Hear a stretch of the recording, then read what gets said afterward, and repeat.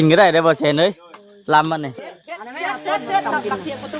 ตำตัวยอดกูได้กินเลย ตำตัวยอดบ่อันนี้เอายอดมาใส่อีก ไปใช้หน้าไม่ไหวนี่นะ แรง ขึ้นมามันหน่อยก็เอายอดมาใส่ยอด นั่นน่ะ แดงลายใช่ไหม เอาไว้มันมาใส่ แดงลายเท่าแดงเอาไปใช้หน้าไม่เด้อ เอามานี่ยอดมาน่ะ เออ เอาไปนี่มันแดงมันตำมานี่เราบ่มาดิบ่ได้อยู่ได้แต่กินของบาดครับเด้อครับเด้อเอา ครับดิโอ้โหใหญ่ บง เออ ไปเล่นบ่ทันเนาะ มาผู้ใดเชียวทั้งรุ่มบัดนี้ มาไปเฮ้ยจะเล่นบ่ทันนะกันยนต์ว่าป้าออกตำหุ่งเลยว่าสิตำยอดพร้อม ทั้งรุ่มบ่ เอาหันเลยบ่น่ะ ได้ยี่บ่ช่างแก้ว มันยาวเพิ่นบ่ บ่กินเด้อ ชุกๆเลยบ่ชุกจับเด้อ ลงได้พุ่นบ่ ใกล้ได้น่ะมันหนีบได้น่ะจะสุกไปอีกเออ จบเด้อสิคิวโคแบกเอาว่าคนครึ่งไปแบกได้บ่จะแบกเอาไหมจะแบกเด้อ ไป เด้อ อึ๊บอึมแตกเบิด มันเป็นหูเนาะนี่เนาะ ใส่พวกแกขันดีกว่า เป็นหูเนาะ จม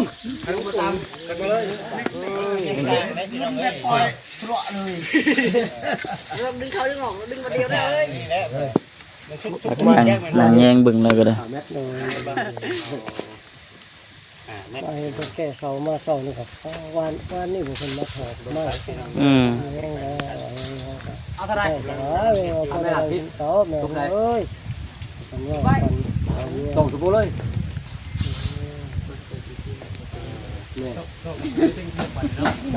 สิดีบ่สิดีกันจุดกันเนาะ ไปที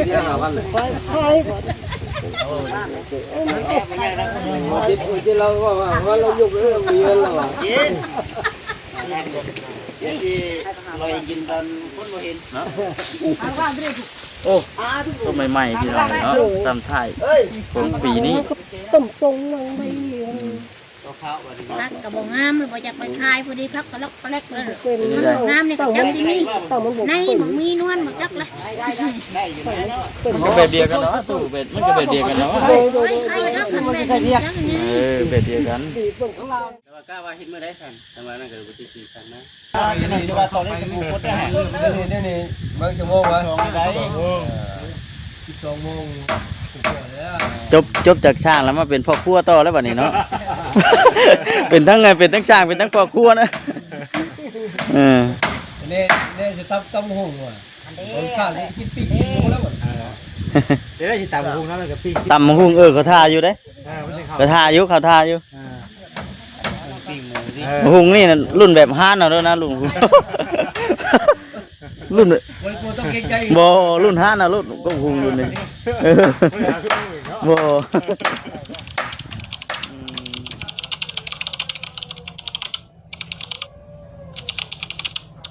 ไม่ยังก็คือว่ามีหน้าเฮ็ด บ่มีเลยมีแต่หน้าเพิ่นก็ได้นี่นะ เอาบัดโหดยามหน้าเพิ่นมาเฮ็ดบ่ เพิ่นมาเฮ็ดแล้ว เพิ่นน่ะเฮ็ดอยู่ โดยเพิ่นเฮ็ดแล้วนาเพิ่นเฮ็ดกับเพิ่นกินนี่แต่เฮาไปซอยเพิ่นไปดำน้ำเพิ่นก็ได้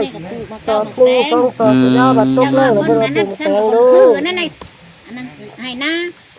เพิ่นสิมาถ่ายหุดตาอ้อยแล้วบ้านตกดูเย็น นั่งเบิ่งเด้เนาะสองเฒ่าบัดนี้เนาะนั่งคอยเบิ่งนี่แหละบัดนี้ ข้าวพุ่นแล้วบ้านเพิ่นตาตกเขาแล้วจะได้มาอีกแต่ว่ามันแล้ว นี่ก็คือตรงนี้นานที่ว่าประตูต้นยางปลูกพืชใส่นี่แหละปัดแหงโจจันเข้ามาแล้วปัดนี้ จอกจันนอนบ่หลับนั่นแหละนอนบ่หลับเป็นหยังนอนบ่หลับคืน เป็นหยังคือว่าน้องมารับบัดนี้ มันนึงมานอนบ่หลับ เอาสบายดีก่อนสบายดีลูกหลานก่อน โดย สบายดีทักทายสบายดีเด้อพี่น้องเด้ เครื่อง อบ าดนอนบ่หลับ ไก่สิหอนยามนาเป็นแห่งสินอนบ่รับบัดนี้ คันงามแรงเลยคันนี้บ่ได้ปลูกเครื่องแล้วก็ได้ขายหันขายนี่ก็ได้แลกของแลกน้ำกินครับ ไปแล้วบ่มื้อนี้อันกะว่านี่ยังบ่ได้ไปได้เพิ่นมาเฮ็ดเฮือนบ่ได้ไปบ่ ก็จะยอมไม่กินมื้อนี้ เบิดเลยบ่บัดนี้ อันนี้อันนี้เบิดแล้ว ซ้ำท้าย โดย เออ มันพักบ่งามนี่พอดีห่างๆที่ จะว่าแนมไปเป็นเตอเด้อเนาะ โดยบ่ละ เฮงไปนี่แหละ เออ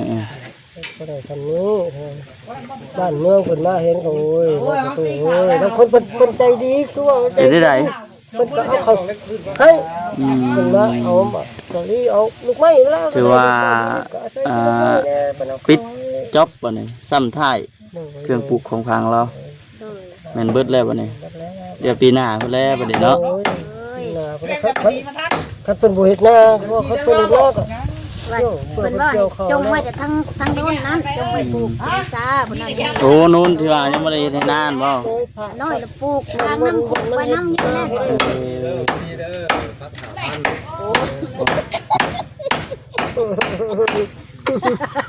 หมึกซื้อบ่โอ้สบายดีฉันช่างแก้สบายดี สร้างกายมันเป็นลี ซ้ำถ่ายเด้จังหน่อยยังบ่ได้กินเด้อว่าซั่นซ้ำถ่ายเด้บัดนี้ถ่ายเด้เนาะสิถ่ายพุ่นว่าโตกำลังพี่น้องเอ้ยเนาะเท่านี้ก็ได้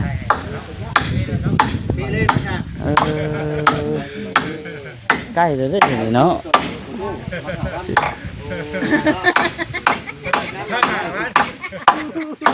ลิตรเท่าไหร่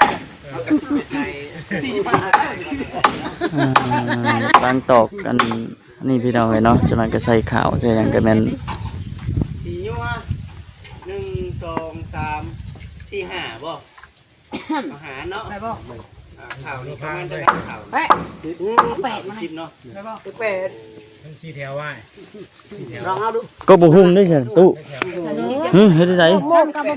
หมด มอบให้ หมดยาลูกนะสิจะได้กาย มอบให้ไผ หมดไม่ลูก มอบให้บ่แสนบ่ โดยลูก ก็หุ้งนี่มอบให้บ่แสนก็หุ้งนี่ บักกับบักคนกับคน จะเฮ็ดได้ได สบายดี หมากมันอยู่เพิ่งกูแล้วหัวต้นก้น เม็ดนี่จะว่า แกตะนุ่งบ่ได้ แกต้นหุ้งเนี่ยเมื่อเลยบัดนี้ โอ้มาทาน ตื่นตัวยางมอบให้เลย โอ้ขอทานจะว่าได้อยู่แหละคนหัวซะแหละสาธุคัดส้นในหุ้งก็มันสิบ่รอดละน่ะผลสิย่อยลง เขาต้องถามช่างมันนี่สร้างถามเลย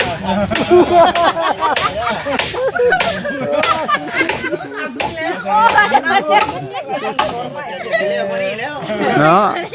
แล้วมื้อนี้ให้คักเด้อเนาะ เว้นหยังรออยากเบิ่งทำจี้มาแล้วแต่อย่าลูกว่าเด็กงามเด็กงามตู้บ่จัก คักบ่ตู้คักอยู่บ่งามอยู่ว่าซั่น ตู้ว่าคันคนหัวสูงว่างามอยู่ พ่วงกูเก่าเลยพี่น้องเอ้ยเนาะเบิ่งนี่ก็ได้ คนหัวเด้บ่จักจัก แต่กวางแล้วบัดนี้พอได้นั่งดินนั่งเย็นเนาะ พอได้นั่งนั่งเย็นพอได้นั่งกินข้าวเสื้อผ้าน้ำฝนน่ะยามนี้จะตู้กับบ่ตีบ่ทันกินอยู่ไสก็ได้ผมไม่กินคนบ่ตกอาศัยลมแดดซื่อๆปัดฝนตกประตูมันฮุบก่อนฮุบนี่ต้องเจอมันมาบาดกินข้าวได้บาด บ่ลุงตุงตุ้ยแล้วบัดนี้ติ โอ้ย เอ้าบัดยามนั้นเด้กินอยู่เทิงนั่นเป็นได้ได ถึงหมดแพงเนี่ยมันดำ อย่ามันดำ บ่เคยได้แต่อยากได้งามเลย ใครกว่าดำทุกทั้งดำปีโอ้ยยาไม่เข้า คันดังไฟอยู่แล้วเสื้อผ้ามันก็ คันลงมาคันลงมันตีดำปีกมันเนี่ย ทางเพิ่นบรรยายสุพังพี่น้อย ว่าเฮ้ยเห็นว่าจะได้งามหน่อยนึง คักแล้วบัด โอ้ยคนเงินอย่าลูกเอ้ย สร้างได้พี่น้องเอ้ย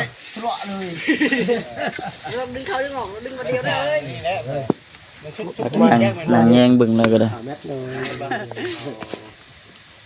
ไปเป็นแก่เสามาเสานี่ครับวันนี่บุคคลมาถอดมา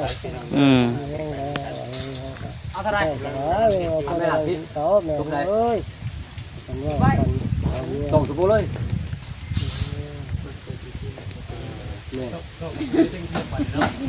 ซีดีบอกซีดีกันทุกคนเนาะ ไปก่อน ที่เราว่าเรายกเรื่องมีเงินแล้วอ่ะ กินเดี๋ยวที่ลอยกินตอนคนบ่เห็นเนาะ โอ้ต้นใหม่ๆพี่น้องเนาะตามท้ายของปีนี้ ต้มตรงลงไป ก็ข้าววันนี้ พักกับบ่งามเลยบ่อยากไปคายพอดีพักก็ล็อกก็แลกเลย เป็น มันบ่งามนี่ก็จักสิมี ต้องมันบอก ในบ่มีนวลบ่จักเลย ได้อยู่ไหมเนาะ มันก็แบบเดียวกันเนาะตู้เบ็ดมันก็แบบเดียวกันเนาะ เฮ้ยใครรับมันแม่นจักนี่ แบบเดียวกัน ดีเบิ่งข้างล่างมันก็เตียงเลยละมันก็เตียงแล้วเจ้าน่ะก็เตียงเลยลูกไปใส่ซีนั่นมัน อืม ไก่ยางเราเดี๋ยวเนี่ยมันกินได้ก็กำลังเห็นเนาะกำลังเห็น ดูตายโต คือว่าคุดขุมไว้บ่คุดขุมไว้เห็นยังสิพังก็พุ่งอีกมันสิติดอยู่บ่ เป็นบักเลย ฮะ จังว่านี่จัก แน่ดีเนาะ มันสิติดอยู่บ่เลยบ่ติด จังว่าเด้อตัวนี้เด้อโบตุได้ขุดมาคุมมาคุ้งเช่ก็เจือป่ะ เอ้ย คุณละกระโดดละคุณละ แล้วสมมติว่าตัดครึ่งนึงแล้วก้นเหงาจะว่าสิได้ป่ะ โดยคุณเอาแล้วก็อุ้มไปใช้ได้บ่ได้ก็ได้ ว่าตัดออกก่อนพี่น้องเนาะเดี๋ยวให้เพิ่นค่อยขุดออกเนาะตัดออกให้มันวิดจาก เราเฮ็ดเสาเลยบ่ใช่ตุ เฮ็ดเสาเลยป่ะ เ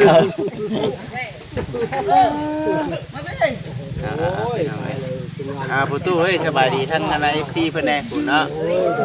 สบายดีเนาะสบายดีพี่น้องเอ้ย มันขวัญมีความเจ็บจะได้ความไข่ยานี่ อืม ก็ได้เป็นพระมากเลยดีแล้วก็ได้ทั้งนี้เขาได้ว่าดีใจแล้ว ใจ โอ้ เนาะ เขา เจ็บได้ความไข่นี่เด้อย่าเอ้ยโอ้มใส่ให้ลูกให้หลา คือน นี่จนน้องมารับว่าจะจืดแล้ว โอ้ย จืดมั้ มันดังไฟอยู่นี่เห็นกองไม้มันชีวิตแล้วว่ะวิฝนตกค่ำว่ะ อืม ว่าดังไฟอยู่มันหนึ่งเข่าสบายอันนึงเข่าต้องเชื่อเอาผ่ายางมาปกหมดเข่าโอ้ยแบบน้ำไหลเขา เป็นมาได้มักซะลีแซ่บ แซ่บคักอยู่หวาน อยู่แล้วว่าของยังก่อตู้นะของยังอะนะ ของพวกคนได้เลยของปากกระดูกพวกทางได้ ของช่างบ่ โดยของปากกระดูกเขา ปลากระเดิด เขาได้บุ้งนี่ นี่ว่าปลากระเดิดปลาเค็งนะวะ เนี่ยเราต้องเพิ่นทุกคนแล้ว มีได้ปลากระเดิดโอ้เมนยูเป็นนี่ปลากระเดิด มันเป็นไง เข่ง เอาคำมาแล้วบ่ ปลากระเดิดขึ้นเฮาเห็นน้ำหวยน้ำห้องนะวะ โดย มันจะเป็นเป ปลากระเดิดเนาะ ปลากระเดิดเนาะ เริ่มหาเบิ่งยากเลยนี่ เบิ่งง่ะ ทุกคนก็ยิงหาปลากระดูกมากิน เอาอยู่ใช่เนี่ยนี่บ่ โดยคนนี้แหละเป็นผู้หาปลากระดู เติ ก มพลังบ่เติม ปลากระดูก เติมพลัง เฮ็ดได้ใส่กินให้เจ้าทานเพิ่นบ่ กินนี่นะ เอ๊ะด่าเอาบ่ แล้วแต่คือเฮ็ดก็ได้ถ้าเพิ่ง เฮ็ดเป็นเฮ็ดเองบ่ ถ้าเพิ่งว่าทางเป็นเฮ็ดก็ได้เองก็ได้เฮ็ด กินบ่ ไม่จักถึงอยู่บ่ อยู่เนาะ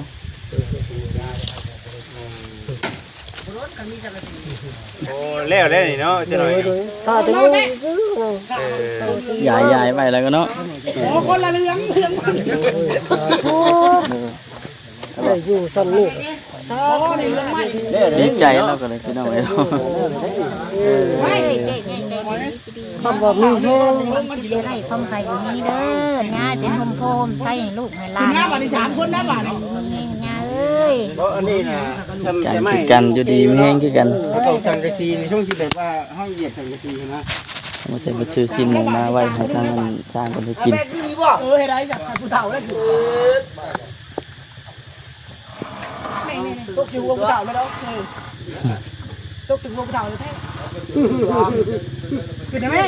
ขึ้นได้ไหมตกไปดิ ต้องขึ้น3คนแล้วบัดนี้เนาะ ขึ้นชามแล้ว หลักล้านแล้วก่อย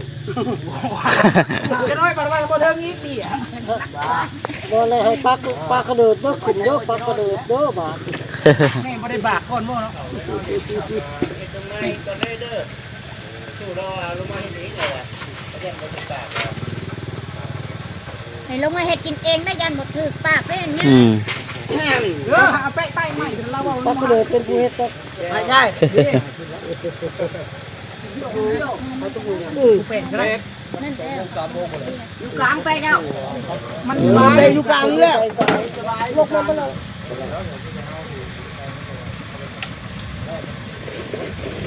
เจ้ามีว่าดูนะ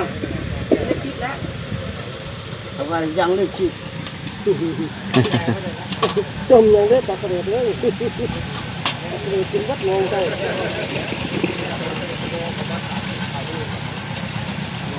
นี่เราไม่ดูก็ดูแล้วเตะขาแล้วพอเก็บต้องชุ่มเลยพอแล้วลงเอาบ่โอ้ ตกปลาเพิ่นเนาะ เจ้าน้ำไม่เจ้าเห็นอ่ะ โอ้ปลาน้ำห้วยนี่บ่ตูน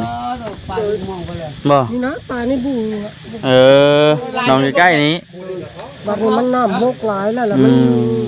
ดกหนูกินหลายแล้วมันเบิดถ้าพมน้ำหลายนี่ปลานี่ปลาก็เลยกินหลาย เป็นไงเงินน้องถือทองในเรื่องการโตแล้วแล้วโอ้ไม่เป็นได้มันอยู่ไม่ได้เห็นบ่มัน ยุขึ้นมาได้ไปโอ้ลีลา อึบบาทนี่ เต่าอยู่ตรงไปแน่จงเรือแล้วตรงหลักๆนี่มื้อนี้นะมือที่3อ้าวโอ้อยู่กลางมันมั้ยหลักๆติดกล้องอยู่มื้อนี้อะไรสิเป็นมือที่3 ก็ตัวนั่นก่อนน้อง เอาสมมุติที่ก่อนนะไปเจ้าน่ะ ตัวนั่นก่อนทิ้งแล้วตัวนั่นก่อนเจ้าต้องมาตัดต่อตัวนี้ โตได้ไปเอ้ยบ่แม่นโตได้ไปเอ้ยโตวางเครื่องนะเดี๋ยวหานก่อน เอานั่นเราก็ได้บอกเล่าเราก็ได้บอกเราก็ได้ ต้องสปูใช่ก่อนต้องใช้วางเสือกนะมันครึ่งไม้ไป เราก็ได้ เดี๋ยวลมขึ้นเข่าเนาะ ประชิดที่นั่นเองเนาะ แม่เล็กผูกก่อนทุกสุก แต่ว่ากล้าว่าเห็นเมื่อได้สั่นแต่ว่านั่นก็ประชิดที่สั่นนะนี่จะว่าตอนนี้จะผูกคดได้นี่บางชั่วโมงวะ2ได้2โมง จบจากช่างแล้วมาเป็นพ่อครัวต่อแล้วบัดนี้เนาะ เป็นทั้งไงเป็นทั้งช่างเป็นทั้งพ่อครัวนะเออ นี่จะตั้มหุ่งว่ะคนข้าวนี่กินปีกกินหมูแล้วหมดเดี๋ยวจะตั้มหุ่งแล้วมันก็ปีก ตำหุ่งเขาท่าอยู่เด้เขาท่าอยู่เขาท่าอยู่ ปีกหมูนี่ หุ่งนี่นะรุ่นแบบห้านเอาแล้วนะรุ่น รุ่น ต้องเกรงใจ บ่รุ่นห้านเอารุ่นก็หุ่งรุ่นนี้บ่อืม ทำให้งามลงฟังสังกะสีเนาะ เออ บ่พี่แต่ว่าเพิ่น สั่งไว้ก็ได้บัด ตอกขาวแล้วจังฮ้อนเอาตอกขาวแล้วจังฮ้อนเอาลงเทื่อเล็กเทื่อน้อยเอา คนลงติดเลย เออ เอาปากลง อย่าไปทำงานนี่เนาะโอ้ยเจ้าบ่ได้ชื่อนะ ถ้าออกบ่ตัดแล้วก็ตกเก่าแล้วก็ตัดแล้ว ตอกขาวแล้วจังตัดเนาะ สร้างแล้วก็ซื้อแล้ว มันหาสังกะสีเนาะ โอ้แน่น้องแม่สิ เอาข้างกู อืมติดตามเบิ่งไปนำกันพี่น้องเนาะแต่สังกะสียังบ่ทันมาบ่ว่าแซนสังกะสี สีเนี่ยอาจจะยังบ่ทันได้มา เออสบายดี ทางเบิ่งก่อนว่าสิมาจักโมงอ่ะนะ เออ ว่าจังสิมาก็ช่วงบ่ายๆเพิ่นก็แล้ว เรียบร้อยเลยเนาะ รวดเร็วดีบ่อยู่อึบอึบ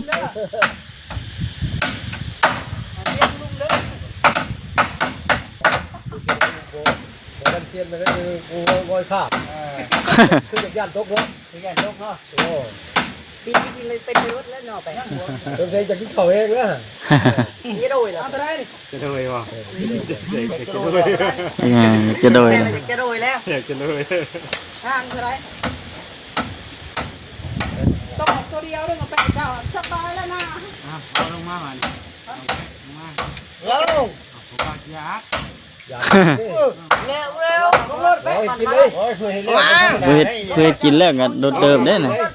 นี่คนก็ได้ ถ้าก็ โอ้ ให้ ย ผู้นึง นี่เดียวนี่ ผู้เฮ็ดใจ ผู้ให้ก็เฮ็ด ลง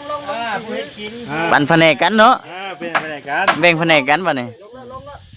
แผนกเฮ็ดกินก็เอ้าเจ้าสินั่งบ่ ไอ้โม แผนกเฮ็ดกินก็ลงมาเฮ็ดกินบาด ยังโอ้ต การใส่หม้ออีกเลย กันใส่หม้ออยู่บ่ ใส่หม้ออยู่หัวดาวก็พึ่งครัวมันจะลงใส่ น้ำเลยบ่ตื้อถูกว่า เลิกบ่ปักเลิก ว่ามันเยอะลงหัวตื้อ ต่อกันจะ ไอ้ กิน คุณจะฆ่าลง หาย หั ไป ว ด้วย ขึ้นว่าบุ้มีป่า หัวมือนี่มือเด้อ โอ้ยขึ้นว่าบุ้มีดอกป่ามองกับมองรุ่นหนึ่งทีนี้ เนาะสบายสิใหญ่แค่เนาะ เอาตามองมาเอาทีนี่มาใส่ ทำไรก็ ทงพุ่งอ่ะ ตำคุงกับปิ้งหมู โอ้โหมาคุงกับผ้าหมักเดียว หน่วยเดียว เรียกลำจ่อเนาะโอ้ย กินแล้วก็อยู่นี่เลยนี่เนาะ บ่ายลุงคนใดกับแม่รุ่นนั้นได้กินนี่ต้องหาเนี่ย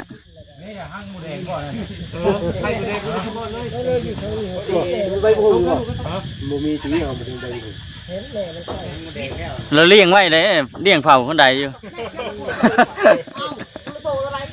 ลายเป้ลงเป้บ่ลงเลยเขาว่าเพิ่งปลดมาปู่ตู้นั่งกระไรกับตัวเดียวซะแล้วมึงจะไม่ไหวแล้วอีกจะไม่เก่าเอาโอเคเอาอะไรลงจะเห็น เอาไว้คนยืน